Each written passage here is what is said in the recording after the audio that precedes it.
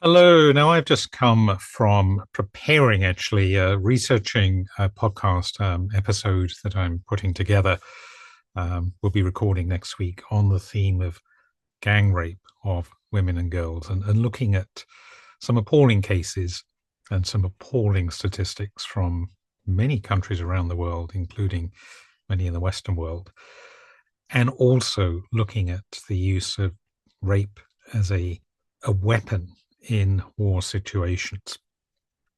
In that same podcast, which is quite independently of this channel, I have in the past looked at the situation of women in Afghanistan, particularly girls not receiving education and the discrimination there. All of this brings home to me just how tough life in the modern world in many countries is for many women and girls, even if they are not necessarily in countries which are at war, for example, or where there's a lot of gang warfare, or in situations where instances of abuse and rape are especially high. There is always that possibility, and therefore always a sense of vulnerability, particularly perhaps when being alone and walking around city streets and so on.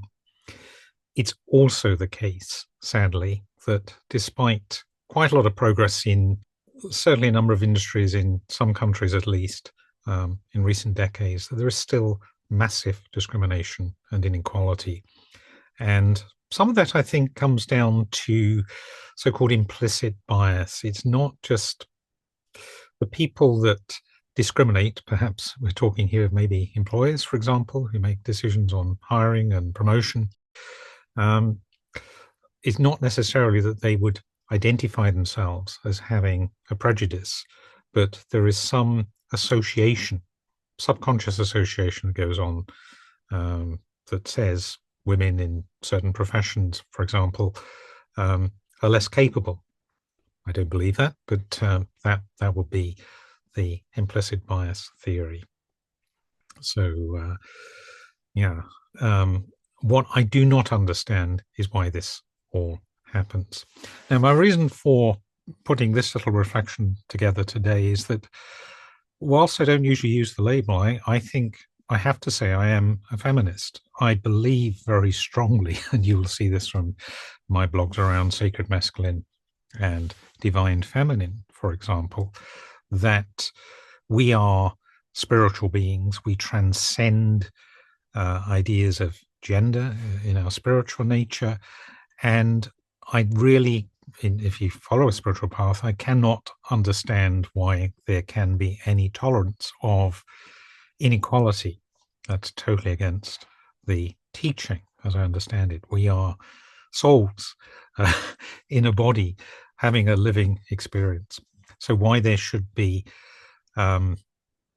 cultural attitudes that have developed, social attitudes that have developed, and in some cases legally, as in the case of Afghanistan, for example, discrimination between the sexes is against anything I can really understand.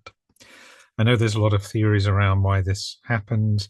There's a real prevalence. I've just been looking into this, of misogyny on the rise as well, toxic masculinity, a lot of, well, several prominent YouTube influencers and influencers on other social media contributing to that as well.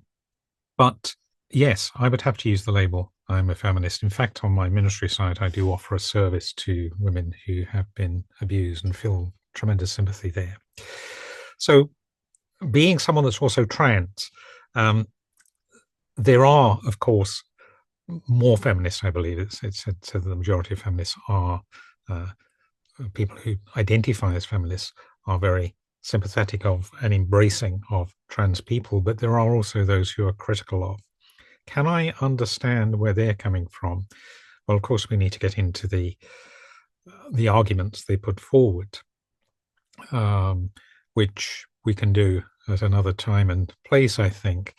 But I think if there is a sense that men in any form, as they are perceived, so someone that has a is born into a male body, who has an aura about them or a male energy about them, potentially can be seen as a threat. And where there is this idea of vulnerability, for example, where there has been far too many cases of abuse and of discrimination, yes, I can understand that perspective. Now, that's just one take, one perspective. As I say, I think we'll have to go into other reasons in other videos.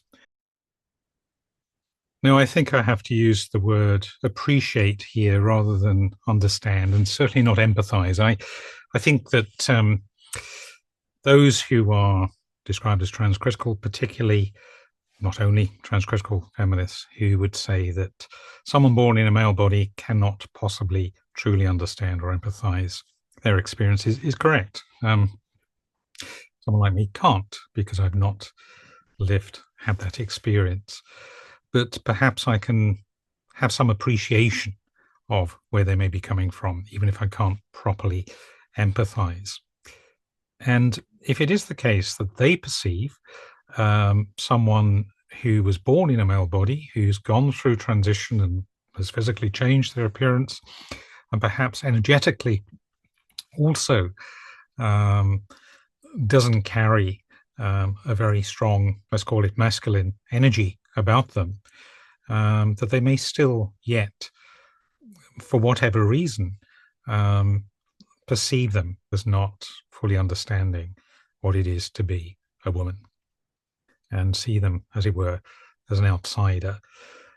I personally wish that wasn't the case, because I am someone who would advocate for anyone who has very serious gender and body dysphoria, has gone through typically long periods of hell, and come to a real, true, life-changing decision to transition to live as they feel their inner person needs to express itself, him or herself, and is true to what they sense of their authentic selves, to do so and to be accepted within that gender.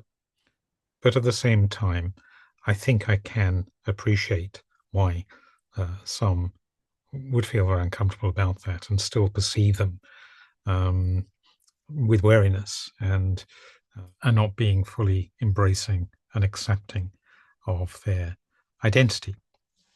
As I say, I think that's very sad, but I kind of think I can tune into where some would come to that view.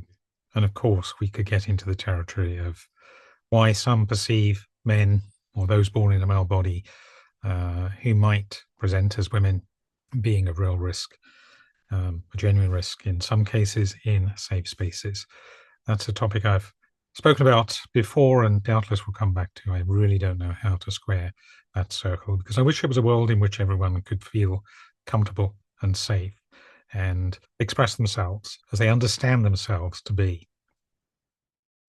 But I don't understand really why there should ultimately be a conflict in both being trans and being a feminist, or certainly being a feminist and welcoming and embracing trans people. Indeed, if you believe as I do in ourselves being spiritual beings, that's really contrary to that belief. So, a little waffle on this subject, but yes, I am a feminist, I believe, even if I don't use that term very often, and very sympathetic of the efforts that go on in the world. I have some wonderful friends who are very active in this area, feminist movement, to promote the rights and work for equality amongst all women and girls.